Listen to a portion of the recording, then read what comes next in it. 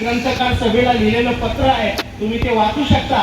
त्याच्यामध्ये त्यांनी म्हटलेलं आहे की ज्या गृहस्थास एकंदरीत मानव जातीविषयी वास्तविकतेने विचार करून त्यांचे हक्क त्यांना देवत नाही आणि आज त्यांचं वर्तन पाहता पुढे ते देणार नाही, अशा लोकांनी निर्माण केलेल्या सभांचा आणि पुस्तकांचा आमचा काही एक संबंध नाही। आणि त्याच लेन्स मधून जर आम्ही या शिक्षण धोरणाकडे पाहिलं तर हे उंटावरून शेळा असणाऱ्यांनी लिहिलेलं धोरण आहे असं आम्हाला आज म्हणता येतं। आणि म्हणून याच दृष्टिकोनातून आम्ही या शैक्षणिक धोरणाकडे पाहिलं पाहिजे आणि या धोरणाची चिकित्सा केली पाहिजे। कारण आज आपण पाहतोय की गेल्या 10 वर्षात 90,000 मराठी शाळा बंद झालेल्या आहेत। बाबासाहेब आंबेडकर म्हणलेले आहेत, सरकारचं घर म्हणजे बाप घर। आपण इथं विद्रोही सांस्कृतिक पर्याय देतो आहोत, पण आपण विद्रोही शैक्षणिक पर्यायांचं काय, विद्रोही सामाजिक संस्थांचं काय, पर्यायांचं काय, हा विचार आपल्याला करावा लागेल। आणि म्हणून आपल्याला पर्यायी समांतर शिक्षण व्यवस्था निर्माण करावी लागेल, किंवा जी उभी केलेली आहे राजर्षी शाहू महाराजांच्या प्रयत्नातून, महात्मा ज्योतिराव फुलेंच्या प्रयत्नातून रयत शिक्षण संस्थेसारख्या शाळा आज इथं उभ्या आहेत, की हे जे स्ट्रक्चर्स उभे आहेत याच्यामधून आपल्याला अवैदिक अब्राह्मणी अशा शिक्षणाचा एक समांतर डिस्कोर्स चालवता आला पाहिजे। चरित्र त्या स्वगताचं त्या एनईपीच्या ड्राफ्टचं आपल्याला पाहायला मिळतं। आणि म्हणून हे शैक्षणिक धोरण आपल्याला समजून बघावं लागेल। म्हणून इन बिटवीन द लाईन हे काय सांगतं याच्यापेक्षा हे काही सांगत नाही हे समजलं पाहिजे। पहिल्या मसुद्यामध्ये उमा चक्रवर्ती नावाचे एक शिक्षण तज्ञ म्हणतात की most rare word is constitution.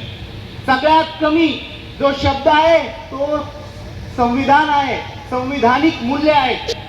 आणि जे संविधानिक मूल्याशी फारकत घेणारं धोरण आहे ते आमचं धोरण असूच शकत नाही। या शैक्षणिक धोरणामध्ये सामाजिक न्याय शब्द नाही, किंवा ज्या संविधानाने दिलेल्या संज्ञा आहेत SC ST OBC social justice या संज्ञा नाही, तर सोशली इकॉनॉमिकली डिसएडव्हान्टेज्ड ग्रुप वगैरे अशा पद्धतीच्या, किंवा कॉर्पोरेट भांडवली बाजारातल्या संज्ञा आहेत। मार्केट जसं काही हे कॉर्पोरेट भांडवली धोरण आहे अशा पद्धतीच्या संज्ञा या शैक्षणिक धोरणामध्ये येतात। हे भांडवली बाजारी शैक्षणिक धोरण आहे। आणि म्हणून ज्या शाळांमध्ये आम्हाला शिकायला भेटणार नाही, ज्या विद्यार्थ्यांमध्ये आमचे विद्यार्थी असणार नाही, ज्या उच्च शिक्षणाच्या आंतरराष्ट्रीय विद्यापीठांमध्ये आमच्या विद्यार्थ्यांचा समावेश असणार नाही, ते आमचं धोरणच असणार नाही। म्हणून या धोरणाला आम्ही आमचं धोरण म्हणून पाहण्याची चूक करू नये। आणि आमच्या धोरणासाठी ते आमच्यासाठी आहे किंवा आमच्या उत्थानासाठी आहे ते अजिबात समजण्याची चूक करू नये।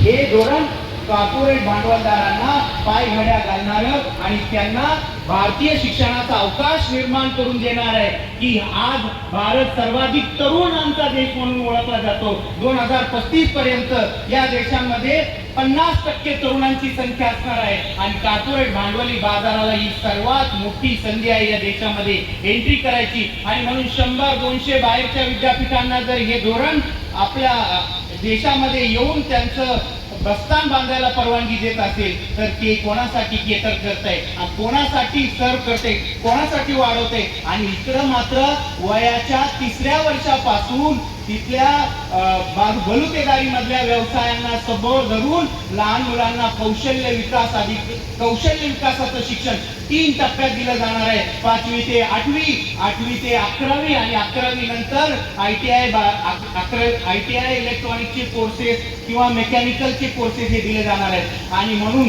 इथं जर इतक्या लहानपणापासून जर व्यावसायिक कौशल्यावर आधारित शिक्षण देण्याचा घाट हे धोरण घालणार असेल तर ज्या पाश्चात्य देशांमध्ये अशा पद्धतीचं शिक्षण दिलेलं आहे तिथं असा अभ्यास समोर आलाय की जिथं वर्किंग क्लासचे विद्यार्थी या कौशल्य आधारित शाळांमध्ये कौशल्य आधारित कोर्सेसमध्ये ओव्हर रिप्रेझेंटेड आहेत। म्हणजे इथं वर्गीकरण करायचंय माणसांचं कमी प्रतिष्ठेचे अनस्किल्ड लेबर विशिष्ट जातींमधून येणार आहेत आणि उच्च शिक्षित स्किल्ड लेबर वेगळ्या जातींमधून येणार आहे. हे जे सिग्रिगेशन आहे हे वेगळं करण्याचं धोरण आहे इथं तुम्हाला पाहायला मिळणार आहे. आणि म्हणून एक नवी मनुव्यवस्था, नवी बलुतेदारी, नवी जाती व्यवस्था. बाबासाहेब म्हणले होते जात ही श्रमाची विभागणी नाही, ही श्रमिकांची विभागणी आहे.